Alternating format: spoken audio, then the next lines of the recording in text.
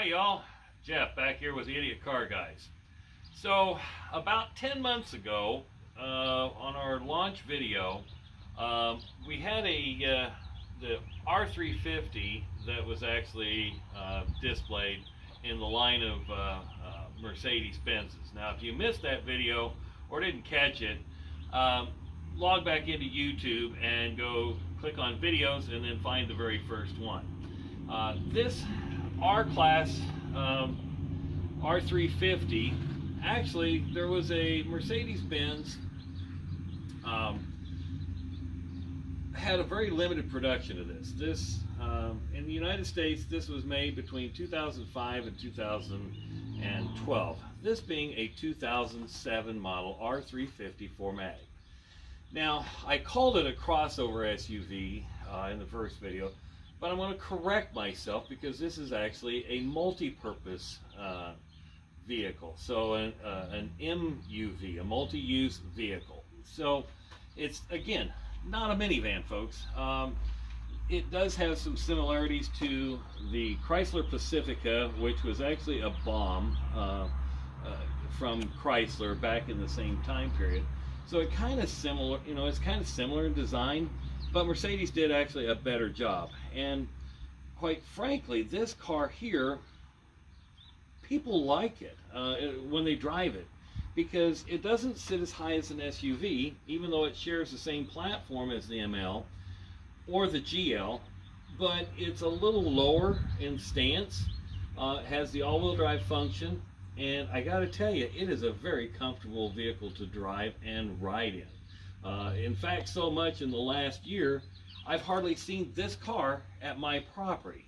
My daughters have borrowed it, my future son-in-law has borrowed it, another friend has borrowed it, and quite frankly, it's just not been here. So it's gotten some use over the last year. Needless to say, I finally have it back here, and we're going to kind of cover a little bit of it. So, as I mentioned, it is an all-wheel drive, multi-use vehicle. Has a longer wheelbase than the standard car, in an all-wheel drive car, but it does have a little bit more room inside. It is more modern, and it has a larger door here for easy access to the back seat. And just opening that up, you can see there's a huge amount of legroom for the back seat. So that's one of the things that people like about this vehicle, is because it is easy to get in and out of. Plus, it does have the third row, which I actually have folded down right now. Partly because I'm not going to open the back hatch, because, well, in this time period of Mercedes-Benz, the back hatch actuator causes a battery drain and a malfunction where the gate does not shut. I actually have the part in the box right there in the back seat.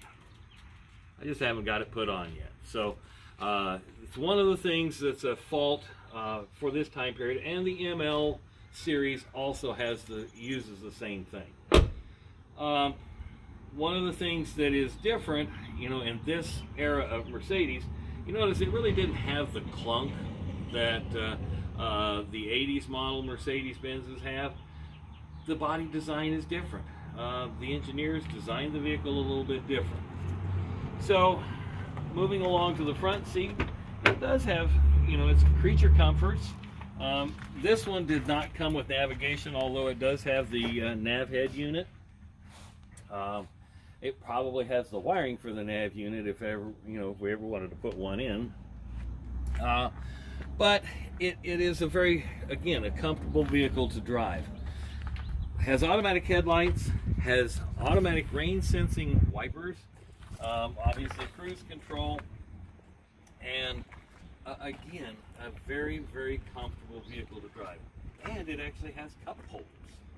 So one thing that Mercedes-Benz up until the 2000s model, they didn't have cup holders. So again, this is just it's a nice overall vehicle. Now I've got to sort through this thing a little bit more. It's had a lot of miles put on it, so now I've got to do a few things. It's ready for a tune-up. The check engine light does come on periodically. Misfire on cylinder 3. It's been that way pretty much for the last year. It's going to need some new tires. The back hatch release, I need to fix that. And there's a few little things that have been broken. This has been in a hailstorm, so it's got a marked title. And like I said in the very first video, I bought it that way. It was unique, it was different, and quite frankly, now that I've owned it 2 years, I really like this car, and my wife does too. And that's important because it's easy for her to drive.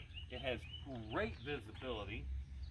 It does have the full glass roof. This front section actually does open. It has a motorized curtain inside, and then the back glass for the back passengers. So makes it kind of a nice luxury vehicle. Is it a full luxury like an S-Class? No, it's not. If you want an S-Class style in a multi-use vehicle, get a GLS. This is more the ML, but a little bit lower profile. A couple other things that it did come with. This one actually did happen to have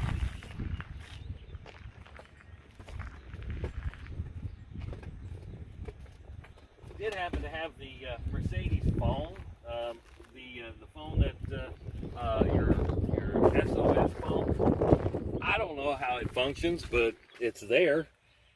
But it's just one of those things where when you buy a used car, you don't know exactly what you're getting.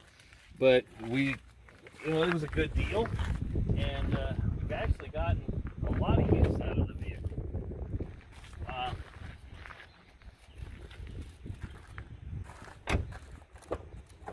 Back seat on the other side, again, it does have the third row. The third row, it's actually a 6-passenger, not a 7 or an 8-passenger, because it doesn't have the full bench across like a lot of SUVs. This one also, when Mercedes built it, did come with the option of having a center console in the back seat or between the middle rows. This one didn't have it, and they can be gotten. Has lumbar support for the front seats, which works very well. Again, it's power locks, power windows. Back windows here are vent windows. They do open up by the driver. You can do it with the driver control. Power mirrors. Other than that, it's a great video, or it's a great vehicle. So let's go ahead and take a look. Now, this being the R350, this is the 3.5 liter V6. This is the first V6 motor I've had from Mercedes-Benz in my life, and it's actually a peppy little motor.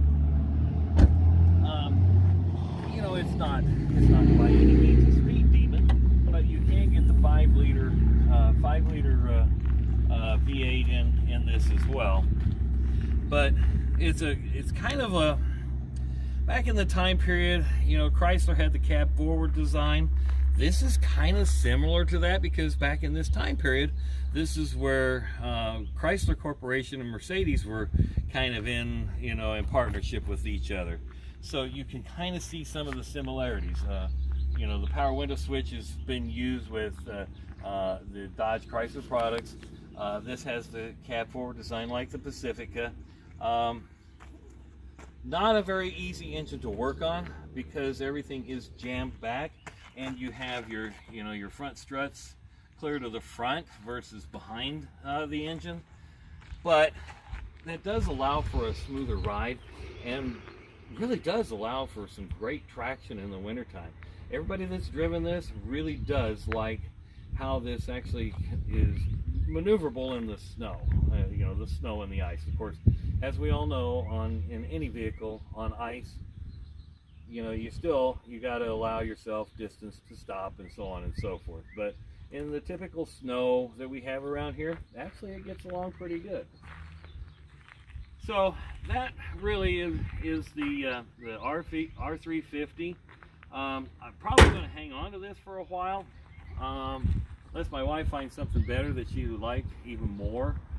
We've looked at the ML, we've looked at the GL,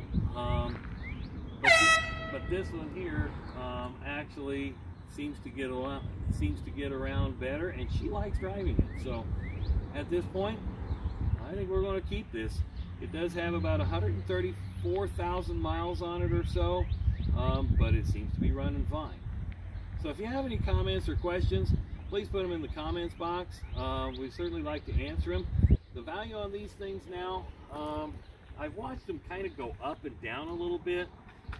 The early, the 2010s, the 2011s in that era are bringing somewhere around $8,000, which isn't too bad in considering today's market of cars. Everything's all over the place because, how do I want to say it? The supply and demand is, the supply is low and the demand is high. So when you get a good used vehicle, you kind of like to hang on to it these days. Anyway, subscribe, comment, share with your friends. We appreciate you watching. Thank you.